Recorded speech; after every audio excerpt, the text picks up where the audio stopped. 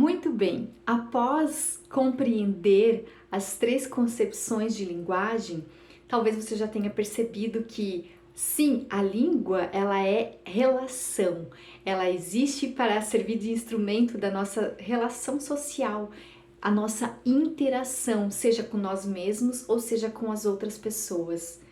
E aqui é interessante a gente perceber que a língua ela extrapola apenas aquela questão gramatical, que talvez seja aquilo que você odeie, né, nas aulas de língua portuguesa, ou que você já odiou e não gostava. Porque quando a gente começa a ampliar a nossa percepção de entender que a língua ela está relacionada dentro de um contexto histórico, dentro de um contexto social e político, inclusive, até existe uma disciplina, uma linha de pesquisa aqui na UFSC de Florianópolis que está relacionado com políticas linguísticas. Se você tiver interesse, dá uma pesquisada. Mas dentro de toda essa ideia, a gente começa a entender que a língua, ela também é relação de poder. Como assim relação de poder? Pense em uma palavra. Toda palavra possui uma história. Essa palavra ela pode ser inclusiva, de incluir, ou exclusiva, de excluir. E aí ela vai possuir também um contexto. Dependendo do contexto, a palavra vai mudar. Nós vamos perceber isso quando formos falar da questão semântica, das variações linguísticas. Mas toda palavra possui uma história. Por mais que você não tenha consciência, você possui um vocabulário.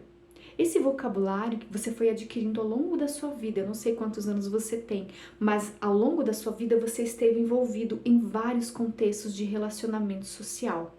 Seja na escola, seja em casa, seja na igreja, seja no trabalho, onde quer que seja, você está se relacionando. E a gente tem o input de várias questões que vêm sendo trazidas para nós em relação à língua. A língua está estritamente ligada com a nossa concepção de mundo. Por isso que a língua também é relação de poder. A língua é vida em movimento. Por que a gente diz isso? Porque ela se movimenta no espaço e no tempo. Ora, somos falantes da língua portuguesa, português brasileiro. Estamos situados espacialmente. Ou seja, eu estou falando aqui de Florianópolis, mas eu também nasci numa outra cidade que se chama Caçador, que é o interior de Santa Catarina. Então eu tenho aqui mais de uma espacialidade. E no tempo, ora, eu vivo hoje, né, estou gravando essa aula, ano de 2024, século 21. Você acha por um acaso que a língua que a gente fala é a mesma língua portuguesa de quando os portugueses chegaram aqui no Brasil lá em 1500? Reflita. Outro ponto muito importante para a gente entender como a questão da língua está ligada com relações de poder é a gente entender que toda palavra ela é dita por alguém, mesmo a palavra escrita. E aqui, voltando de novo, eu vou falar várias vezes que sempre vai ter contextos específicos de relação. Esse alguém que fala, ele é julgado, ele é levado em consideração pelo que ele diz, tanto para o bem quanto para o mal, digamos assim. Quando eu falo sobre determinado assunto, por exemplo, eu sou professora de português, há algo aqui que me localiza historicamente, socialmente, dentro de uma ideia que pressupõe-se que eu tenha conhecimento sobre a língua portuguesa. Sim, mas não tudo. Talvez até você pode saber mais do que eu e você pode ficar muito à vontade também para compartilhar os seus conhecimentos aqui, porque a minha concepção de ser professora, ela está muito ligada com o processo de troca, de aprendizado. Entende?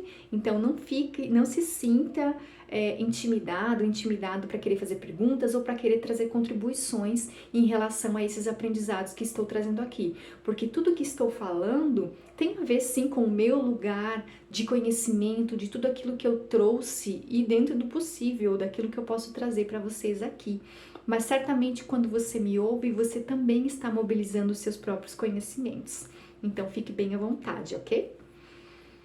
Outro ponto muito importante é que ao mesmo tempo que a língua é relação de poder, a língua é identidade.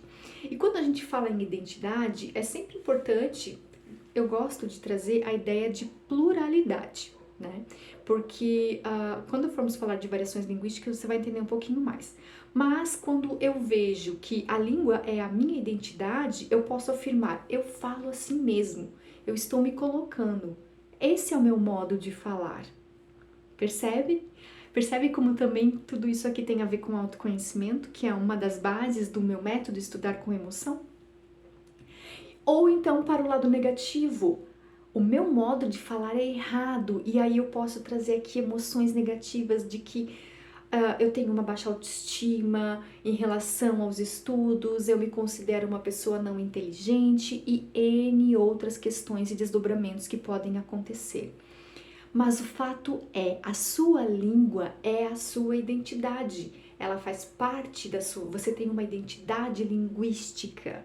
E aí você vai ver que ela é plural quando formos falar das variações linguísticas. E que você pode, inclusive, se tornar poliglota na sua própria língua. Talvez você já seja e nem sabe. A minha ideia, quando nós falamos do mundo das palavras, para falar da nossa língua portuguesa aqui, é instigar em você o teu senso crítico para que você junte a sua inteligência cognitiva racional com a sua inteligência emocional.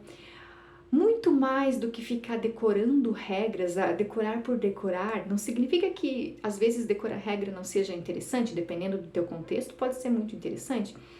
Mas não é só essa ideia de ficar tentando decorar pedaços, mas sim compreender a lógica que existe por detrás do funcionamento da nossa língua. Existe uma lógica que funciona. Quando você vê o sentido do todo, talvez fique mais fácil você conseguir compreender como você vai fazer dentro daquele momento de escrita, por exemplo. Quando a gente fica só nessa ideia de decoreba, de regras, pensando aqui no caso da gramática normativa, da língua padrão que se quer colocar, a gente acaba ficando muito limitado, porque a gente fica só preso a essa regra e a gente acha que nada fora dela é verdade. Por exemplo, a concepção da gramática tradicional do que é substantivo. E aí, quando eu vou analisar um outro contexto, eu descubro que o substantivo, aquela palavrinha ali que eu achava que era substantivo, também pode cumprir um outro papel, e aí eu vou ficar doido, não vou conseguir lidar com isso, percebe? Então, assim, vamos flexibilizar essa ideia de gramática tradicional, de língua padrão, de gramática normativa, que pode tudo meio que ser sinônimo de algo que traz sempre essa ideia da língua como uma forma de opressão. Talvez seja por isso que você não goste de língua portuguesa, porque você tem essa herança que é histórica, que é secular, inclusive, de que existe uma língua certa, correta, e nós, meros mortais, falamos tudo errado. E isso não é por acaso, tá? A ideia desse curso, de um modo geral, é um convite para que você faça uma investigação linguística e mesmo literária, se você estuda dentro dos estudos formais, ou mesmo se você não tem o hábito de ler. Aqui vai ficar um convite / desafio para que durante esse tempo que você estiver fazendo o nosso curso de português com emoção, procure eleger um livro que seja para que você leia, porque leitura também é hábito. E sim, a leitura é extremamente importante para o nosso processo de aprendizado.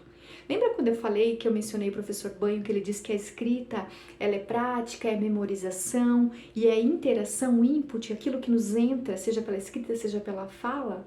Então aqui é muito importante a gente não perder de vista que, independentemente se estamos estudando para escola, universidade, vestibular, ou seja no trabalho, a leitura e a escrita fazem parte da nossa vida.